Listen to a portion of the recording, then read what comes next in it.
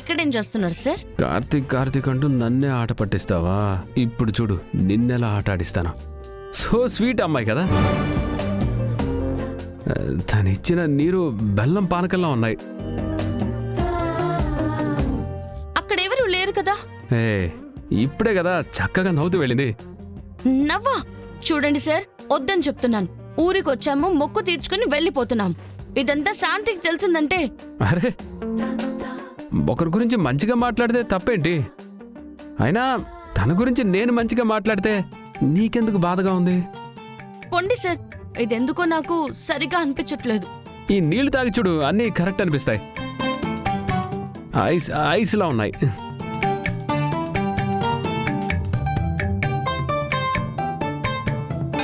ఏం ఆలోచిస్తున్నావు? ఎప్పుడు తిరిగి వెళ్ళిపోదామా అని ఆలోచిస్తున్నాను. బాయ్.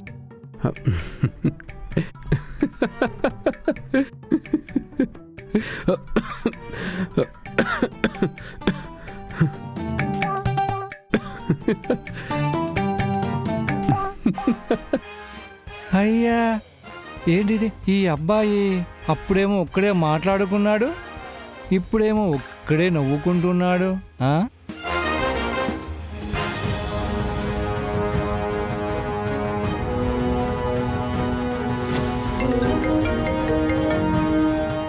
మార్నింగ్ ఏమో కనీసం మొహం చూసి కూడా మాట్లాడలేదు. ఇప్పుడెందుకు ఫోన్ చేస్తున్నాడు? తారా, నేను నీతో మాట్లాడాలి. నువ్వు చాలా మంచివాడివైపోయావన్నా. నువ్వు నాతో మాట్లాడడానికి ఏముంటుంది?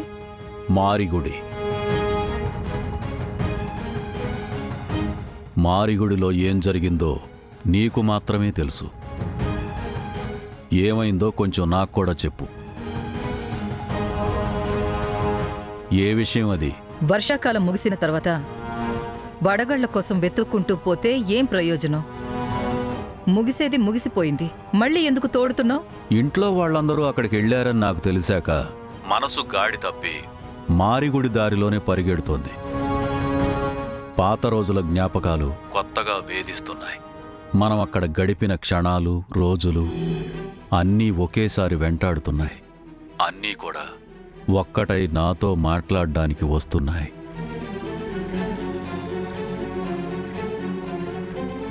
ఇంక చాలా ఆపన్నా. మనమే కట్టిన బావి కదా అని మమకారంతో దూకేస్తావా? పనికొచ్చే జ్ఞాపకాలైతే గుర్తు పెట్టుకోవాలి. బాధ పెడతాయనిపిస్తే తిరిగి చూడనే చూడకూడదు. ఇది నీ మాటే, ఉపయోగపడుతుందని నీకు చెప్తున్నానంతే.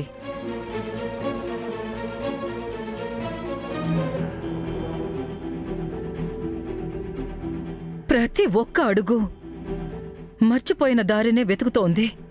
భయం నిజం అవుతుందంటే భవిష్యత్తు అంధకారం అవ్వడం పక్కా.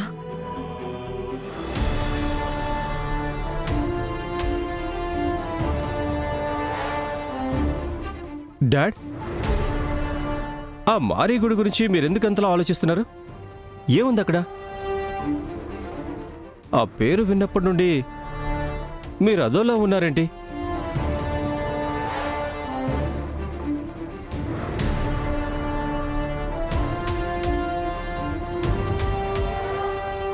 మారిగుడి ఎన్నో ఎన్నో తీయని జ్ఞాపకాలను దాచుకున్న ఊరు. కాని ఆ తీపిని ఎవ్వరితోనూ పంచుకోలేను సంజయ్.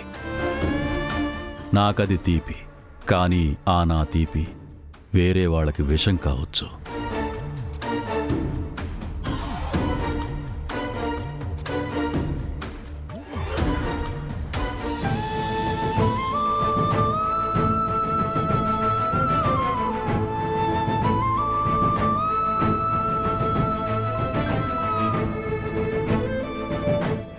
ఏంటి బంగారు అలా ఉన్నావు?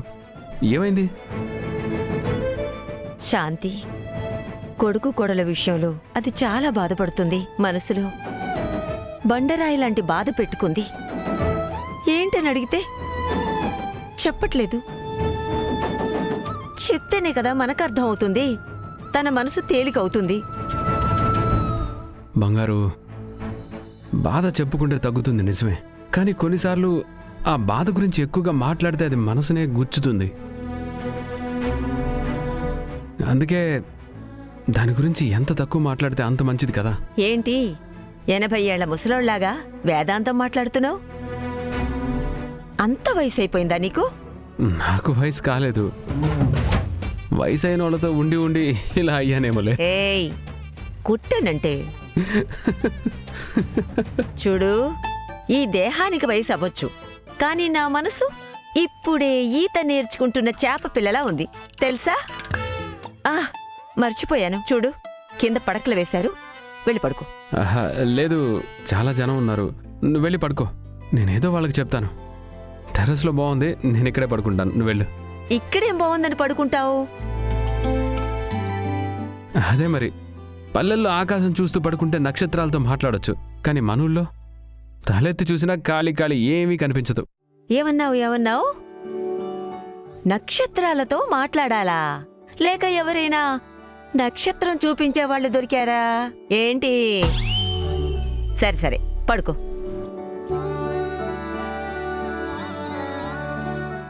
Good night. Good night.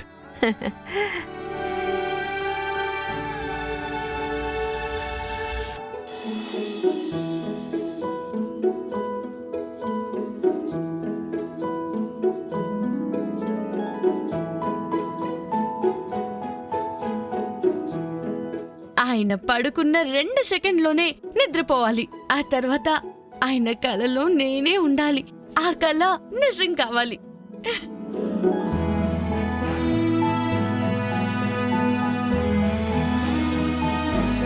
తను ఎందుకు ఇంత క్యూట్గా ఉంటుంది?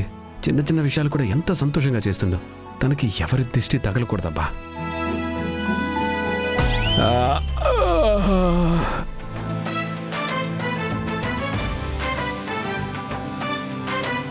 కన్నా సార్, తీసుకోండి నీళ్లు ఇంకా దోమల బత్తి. మా అమ్మ మీకోసమే పంపించింది. వేరే ఏమైనా కావాలంటే పిలవండి, కళ్ళు మూసి తెరిచేలోపు వెంటనే వచ్చేస్తా.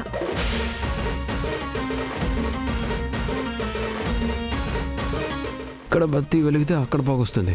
రాని నన్ను చాలా ఆడించింది. నాకు ఇదే కావాలి. ఎందుకో తెలుసా? బెడ్షీట్ లేకపోయినా పడుకోవచ్చు, కానీ ఇది తప్పకుండా కావాలి. Thank you. మీరు మా గెస్ట్ సార్. మీరు అడిగేలోపు మీకేం కావాలన్నా ఇవ్వాలి కదా. So sweet of you. వస్తాను sir. Bye sir. Good night sir. Good night. Sweet dreams.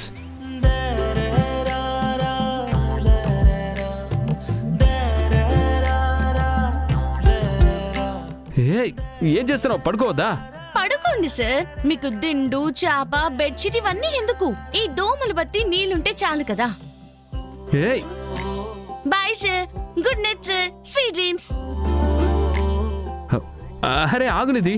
Sir, మీకేమైనా కావాలంటే చెప్పండి. కళ్ళు మూసి కళ్ళు తెరిచే లోపు వెంటనే వచ్చేస్తాను.